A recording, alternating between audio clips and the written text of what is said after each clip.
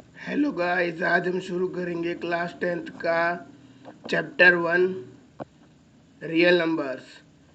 इस चैप्टर में हम एचसीएफ के बारे में पढ़ेंगे, जिसकी फुल फॉर्म होती है हाईएस्ट कॉमन फैक्टर। इस चैप्टर में आपको कुछ टर्म्स मिलेंगे, उसमें से हम पहले टर्म को डिस्कस करते हैं। Lemma, it is a proven statement which is use to prove another statement. मतलब लेमा उस स्टेटमेंट को कहा जाता है जो कि पहले प्रूफ हो चुकी हो और बाकी स्टेटमेंट्स को प्रूफ करने के काम आए। इसका एग्जांपल मैं आपको बाद में दूंगा। पहले आप हमारे इस चैप्टर के सबसे मेन थ्योरम 1 को देखें, जिसका नाम है यूक्लिड्स डिवीजन थ्योरम।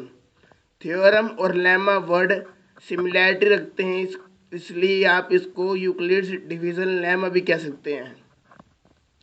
इस थ्योरम के अकॉर्डिंग जो हमारा डिविडेंट होता है वो divisor into coefficient plus remainder के इक्वल होता है, जहाँ पर रिमाइंडर या तो ज़ीरो होगा या ज़ीरो से बड़ा होगा और साथ ही साथ यह डिवाइजर से छोटा होना चाहिए। याद रखिए, रिमाइंडर कभी भी डिवाइजर के इक्वल नहीं हो सकता। अगर हम डिविडेंट को ए मान लें, डिवाइजर को बी मान लें, कोएफिशिएंट को क्यू मान ले और रिमाइंडर को आर मान ले, तो ऊपर वाली थ्योरम के अनुसार A is equals to B Q plus R आएगा। क्यू जहाँ पर ए है dividend, B divisor, Q coefficient and R है रिमाइंडर, जहाँ पर आर ज़ीरो के इक्वल या ज़ीरो से बड़ा और बी से छोटा होगा। तो चलिए अब हम अपने अगले पेज पर चलते हैं, जहाँ पर आपको एक एग्जाम्पल दिखाई दे रहा होगा, जिसमें मैंने डिविडेंट को 16 लिया है, डिवाइजर को 3 लिया है। अब देखना, हमको पता है कि 3 5 जा 15 होता है, तो हम 15 16 में से माइनस कर देंगे, जो कि हमें 1 मिलेगा। इन शॉर्ट हमने 16 को डिवाइड कर दिया 3 से, तो हमारा कोएफिशिएंट मिला हमको 5 और 1 मिला हमको हमारा रिमाइंडर। तो इस डिविजिबिलिटी को हम अपने थ्योरम के अनुसार कैसे दिखाएंगे? डिविडेंट यानी 16 इज इक्वल्स टू डिवाइजर यानी 3 इंटू कोएफिशिएंट यानी 5 प्लस 1 यानी रिमाइंडर, जहाँ पे 1 ज़ीरो से तो बड़ा है और 3 से छोटा है। ये वाला साइन मैंने बस दिखाने के लिए लगाया है, यहाँ पे बस ग्रेटर वाला साइन आएगा। अब हम समझते हैं फैक्टर क्या होता है। किसी भी नंबर को हम किसी और नंबर के मल्टीप्लाई के रूप में रिप्रेजेंट कर सकते हैं। जिन नंबर की मल्टीप्लिकेशन करके हम वो ओरिजिनल नंबर लेके आएंगे, वो नंबर्स उस ओरिजिनल नंबर के फैक्टर्स कहलाते हैं। जैसे यहाँ पर हम देख सकते हैं, मैंने एक्स को रिप्रेजेंट किया है ए इंटू बी इंटू सी में, तो ए बी सी फैक्टर हुए किसके? एक्स के। एग्जाम्पल से इस बात को समझते हैं।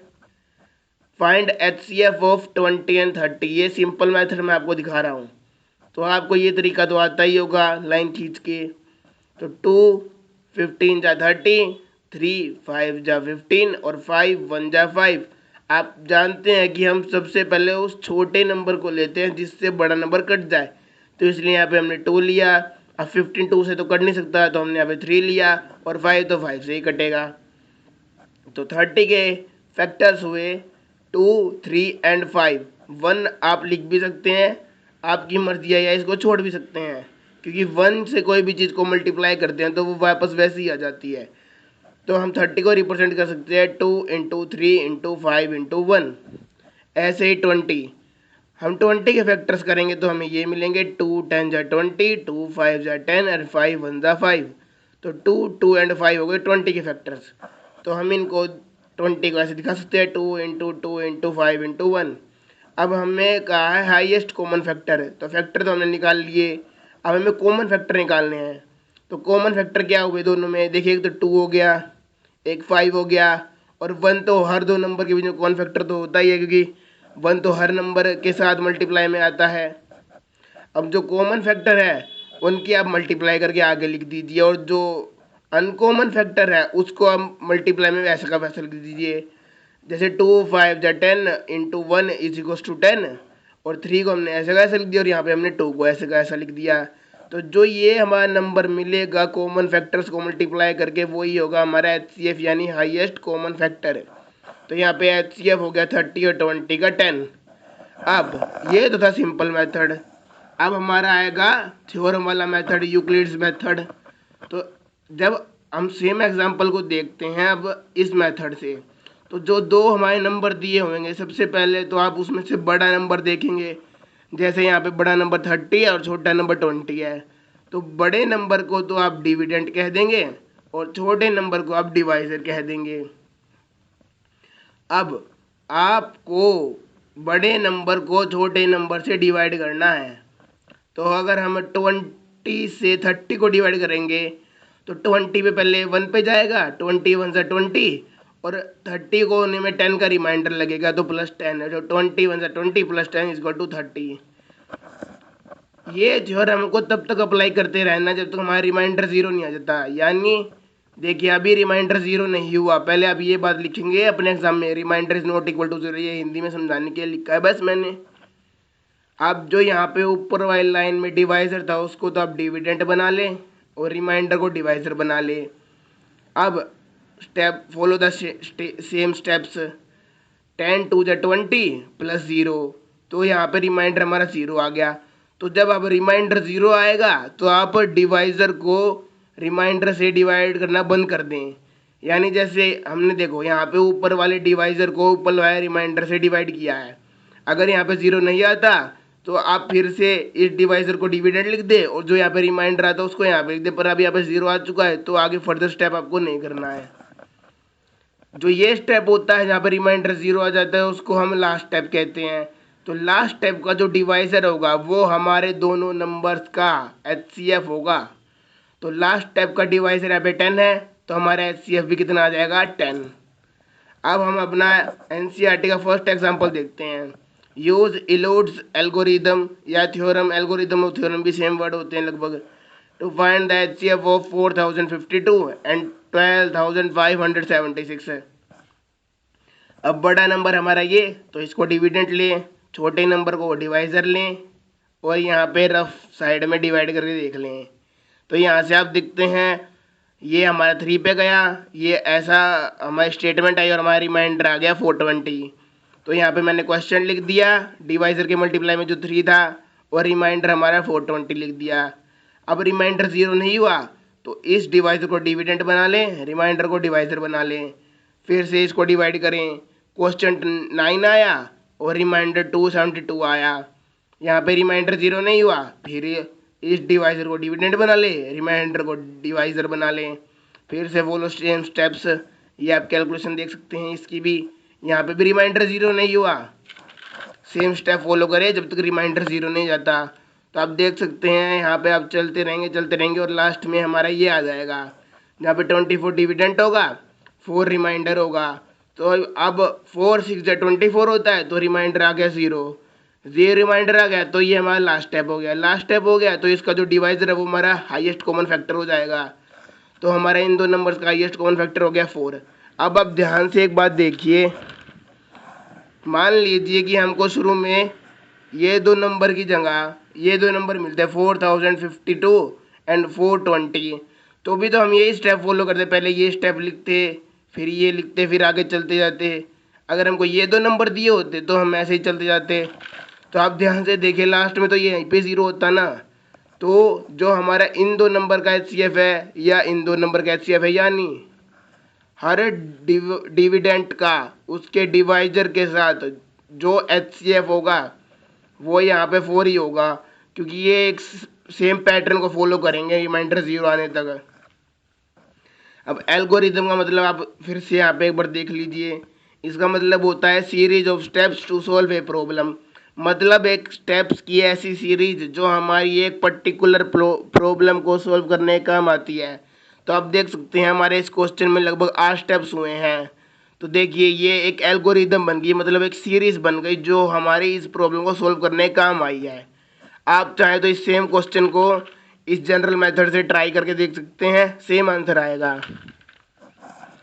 अब इंटीजर्स के बारे में तो आपको पता ही होगा, तो सिंपल अंडरस्टैंडिंग के लिए मैं कहता हूँ कि integers are the numbers without points, मतलब ऐसे नंबर जिनमें पॉइंट नहीं आता, जैसे 4 3 2 1 -3 -2। अब जैसे कि हमारे ये नंबर है 1.1 1.2 2.5, कुछ भी ले लो जिसमें पॉइंट आएगा, तो वो इंटीजर्स नहीं होंगे। इंटीजर्स बिल्कुल प्योर नंबर होंगे जिसमें पॉइंट नहीं आएगा। तो यहाँ पे -4 ले लिया, जैसे -3 -2 -1 0 1 2 3 4 एंड सो ऑन, इन्फिनिटी तक जाएंगे ये दोनों नंबर। तो अब हमारा दूसरा एग्जांपल आप देख लीजिए। Show that every positive even integer is of the form 2q। अब देखिए इसने कहा हमारा हर पॉजिटिव इंटीजर जो इवन है वो 2q की फॉर्म में होना चाहिए, और हर पॉजिटिव ओड इंटीजर है वो 2q + 1 की फॉर्म में होना चाहिए, जहाँ पे q क्या है, सम इंटीजर। तो देखिए जो ये चीज है आप इस चीज से अनुमान लगा सकते हैं। हम जब भी एक ऐसी स्टेटमेंट लिखते हैं तो जो यहाँ पे चीज मल्टीप्लाई में किसी जनरल इंटीजर के साथ आती है वो हमारी डिवाइजर होती है, डिवाइजर। तो मतलब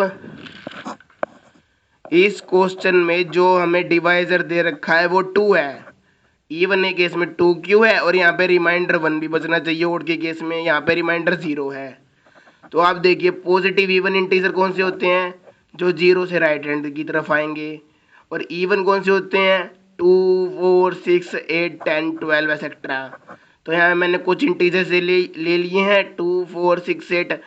अब अगर आप एनसीईआरटी में से एग्जाम्पल को देखेंगे तो आपको कुछ लाइंस लिखी मिलेंगी जिनका मतलब तो वही होगा जो मैं समझाऊंगा, पर ये थोड़ा इजी मेथड है, तो आप पहले इसको देखिए और फिर उसको पढ़ें। तो अब आपका डिवाइजर ये है, ये सभी आपके डिविडेंड्स हैं, और पहले आप सिंपली ऐसे डिवाइड करें और फिर उसको इल्लूर्स थ्योरम की फॉर्म में लिखें। तो देखिए डिविडेंड हमारा 2 4 6 8 हो गया, डिवाइजर यहाँ पे 2 दे रखा है तो 2 2 2 2, और यहाँ पे फिर आप इसको डिवाइड करें तो आप देखेंगे इवन केस में हर बार रिमाइंडर 0 हो जा रहा है। इल्लूर्स थ्योरम क्या कहती है, dividend is equal to divisor into quotient plus remainder. तो ये आपने अपना डिविडेंड लिख लिया, ये आपके डिवाइजर सेम है 2, क्वोशिएंट आप निकाल लेंगे हर फॉर्म में, और रिमाइंडर आपका 0 आ रहा है। तो इससे कंक्लूजन क्या निकलता है, ये देखिए positive even integers, every positive even integer is equals to 2 सब में कॉमन है 2 लिख दिया, 1 2 3 4 की जगह हमने एक वर्ड का यूज किया जो है q, और 0 + 0 इसको लिख के यहाँ लिखो कोई फर्क नहीं पड़ता क्योंकि 0 है। q क्या है, 1 2 3 4 जो हमने यहाँ पे आपको दिखाया, इसका मतलब q कोई इंटीजर है, मतलब सम इंटीजर जो ऊपर कहा भी होता q इज सम इंटीजर। तो ये आपका प्रूफ हो गया।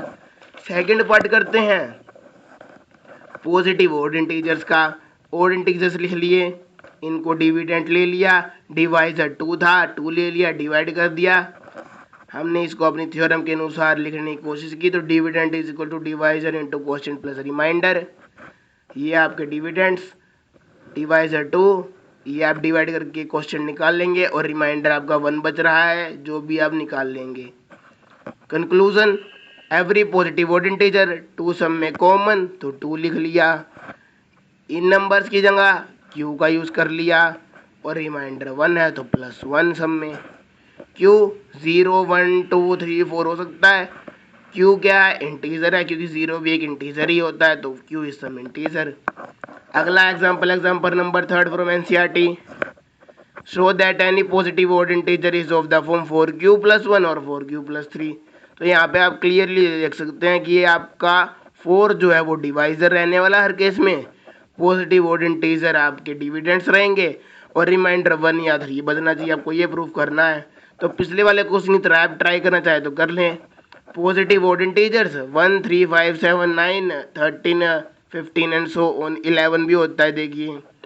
तो देखिए हम यहाँ पे लिख लेंगे, डिविडेंड्स लिख लिए सब में, ये देखिए आप ध्यान से देख लीजिए। फिर हमने डिवाइजर लिख लिया, डिवाइड सॉल्व की, अब इसको इल्लूर्स फॉर्म में लिख लीजिए, जिसमें रिमाइंडर 1 बच रहा है उनको मैंने एक तरफ लिख लिया, जिसमें रिमाइंडर 3 बच रहा है उसको मैंने एक तरफ लिख लिया। सोल्व करेंगे, कंक्लूजन निकालेंगे, ऑल या every positive odd integer is equal to 4 सब में कॉमन है डिवाइजर, डिवाइजर लिख लिया। क्यू ये हो गया 0 1 2 3, इसमें भी 0 1 2 3, एक बार रिमाइंडर 1 आया, एक बार रिमाइंडर 3 आया, तो आप ये अलग अलग लिख लें। और क्यू क्या है? सम इंटीजर, क्योंकि 0 1 2 3 4 ये इंटीजर होते हैं। अगला क्वेश्चन, ये बहुत बढ़िया क्वेश्चन है और इसको ध्यान से समझ ली, क्योंकि ये क्वेश्चन स्टेटमेंट फॉर्म में है। ए स्वीट सेलर हैज 420 काजू बर्फी एंड 130 बादाम barfi. She wants to stack them in such a way that each stack has the same number and they take up the least area of the tray. What is the number of the stacks that can be placed in each stack for this purpose? तो आपको बताना है कि देखिए आपके पास 420 काजू बर्फी हैं, 130 बादाम बर्फी हैं। आपको ऐसे वे में एक ट्रे के अंदर इन बर्फीज को लगाना है कि वो एक दो इक्वल नंबर्स बनाएं ट्रे के अंदर। जैसे देखिए ये मान लीजिए एक स्टैक हो गया, मतलब एक पैटर्न में हमने बर्फी रख दी, ट्रे है ये पूरी, यहाँ पे इक्वल नंबर्स होने चाहिए और लिस्ट एरिया का है, मतलब कोई भी जगह खाली ना छोड़े, बिल्कुल बर्फियों को एक साथ लगा के रखें।